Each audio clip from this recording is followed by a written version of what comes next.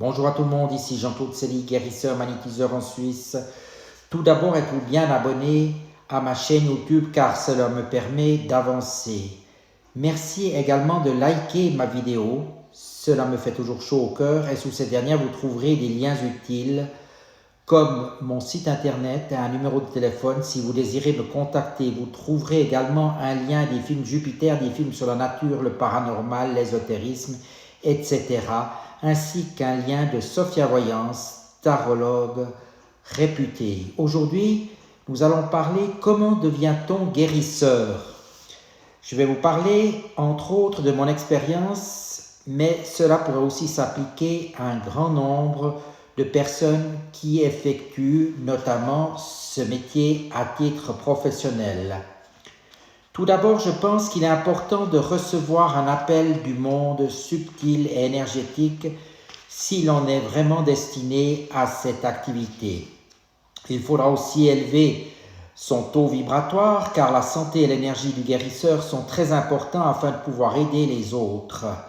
Avec de bonnes énergies, les nettoyages et soins énergétiques seront très efficaces et rapides. Donc un guérisseur doit constamment veiller à être parfaitement en santé avec un niveau subtil et énergétique élevé s'il veut apporter une aide efficace, vous l'aurez compris.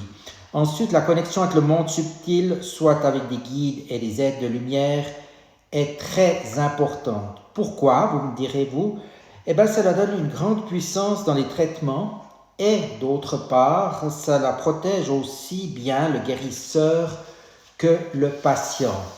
Le travail avec ces guides se fait pour un très grand nombre de guérisseurs d'une manière permanente, car le guérisseur doit baigner dans d'excellentes énergies et être protégé, guidé constamment pour que le travail sur les personnes, les animaux ou les lieux de vie soit excellent.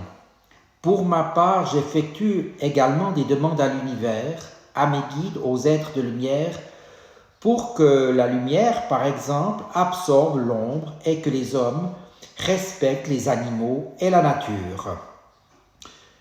Que chaque être, quel qu'il soit, puisse vivre dignement dans le respect et dans la bienveillance, pour ne citer que ces quelques exemples. Soyons clairs, le guérisseur consacrera une large partie de son temps aux autres et cette activité peut être considérée en quelque sorte comme un sacerdoce. Pour ma part, le matin, je pratique essentiellement des soins et nettoyages énergétiques ou subtils. Dans l'après-midi, jusqu'en début de soirée, je réponds aux appels de mes patients et je prépare des sujets d'information dans le domaine spirituel, énergétique ou autre. Vous aurez compris que dans l'idéal, il faut être très disponible. Pour ma part, je réponds aux appels 7 jours sur 7 et si j'ai un empêchement, je rappelle rapidement, soit dans les quelques heures. Je précise aussi qu'il faut être toujours très professionnel dans ce métier car des personnes malhonnêtes ou incompétentes se disent souvent guérisseurs au plus grand désespoir des patients.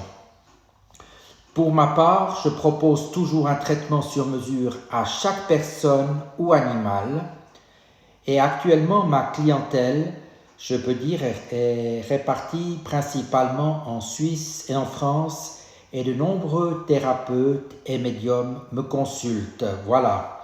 On me demande régulièrement si je peux soigner telle ou telle maladie. La réponse est évidemment pas toujours simple, car cela dépend tout d'abord essentiellement de la réceptivité de la personne qui reçoit le soin et pas forcément uniquement du traitement. Ensuite, la problématique peut être évidemment d'une certaine importance, mais parfois, je note aussi que des maladies graves vont disparaître plus facilement que celles qu'on a considérées comme moins importantes ou bénignes.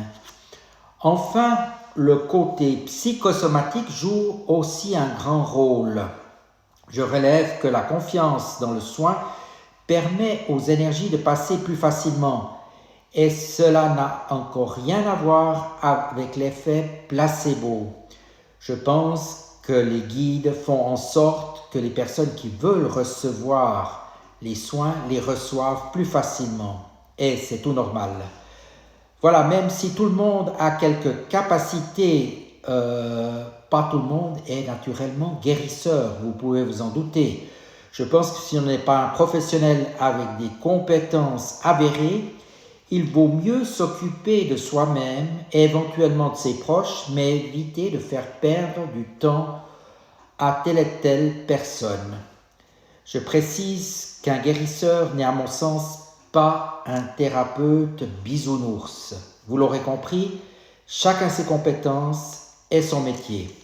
Donc même si c'est la tendance, on évite de faire n'importe quoi pour n'importe qui parce que ça fait plaisir ou car ça fait fun ou ça peut faire plaisir à tel et tel, parce que le problème c'est que les retombées risquent de coûter cher, et aussi bien cher à la personne qui fait les choses n'importe comment qu'au patient. Combien de personnes ont absorbé des énergies très négatives et se sont trouvées mal et inopérationnelles, et que dire, cela ne vaut vraiment pas la peine de faire ces tristes expériences.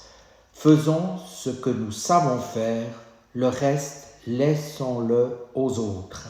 J'espère que ces quelques mots vous auront un peu éclairé sur l'activité d'un guérisseur. C'est naturellement ma position, mais je pense que la plupart des guérisseurs s'y reconnaîtront. Et en attendant, je vous dis à tout bientôt et merci de votre attention.